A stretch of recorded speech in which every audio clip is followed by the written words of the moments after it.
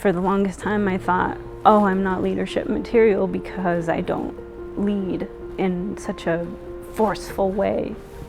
And it wasn't until I joined Creciente and went through the program last year that I started learning that an empathetic leader is much more efficient than one who isn't empathetic. That's a superpower. And we're always led to believe that it's not.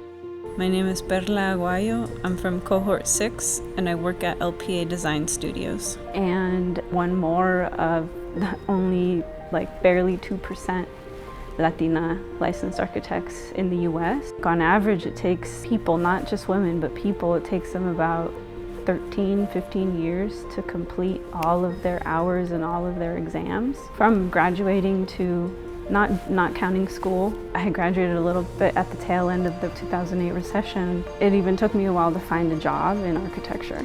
And I really thought I was gonna leave. I really just was like, I just need to find the next thing to do, because clearly architecture isn't it. But as long as you just remember why you're doing it in the first place, I don't see how you can't eventually break through. It's gonna take grit and it's gonna take patience, but don't let them convince you otherwise.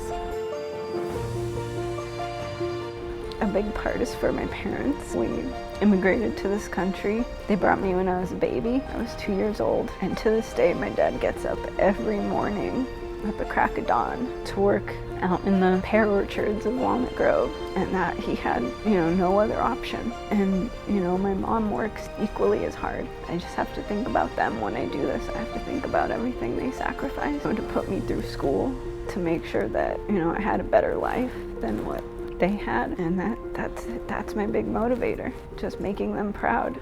We crossed the border. We crossed the Rio Grande, We lived here exactly like immigrants live. I grew up in labor worker housing. Parents always worked so hard. I was lucky enough to live in a place where I didn't feel poor. I didn't feel like I ever lacked anything. I had food on the table. I was able to go to college, a 4-year college. For the first 2 years, I didn't even get financial aid. It was my parents breaking their back. I've been thinking about that a lot lately. That's not common. But that's the American dream, right? If the project is a school, for example, and the school is in a low-income community, you're going to want someone on your team that understands what growing up in a community like that is like. What types of resources have been missing. And I think you can bring so much value based on your life experiences to any project. And we've spoken a lot about this recently too in my office, because we care about different perspectives, neurodivergence, autism, all those things are our strengths. And the more diverse your team, the better this project is going to be, the more this community is going to gain from a project that was designed by not just an interdisciplinary team, but a diverse team that has different life experiences.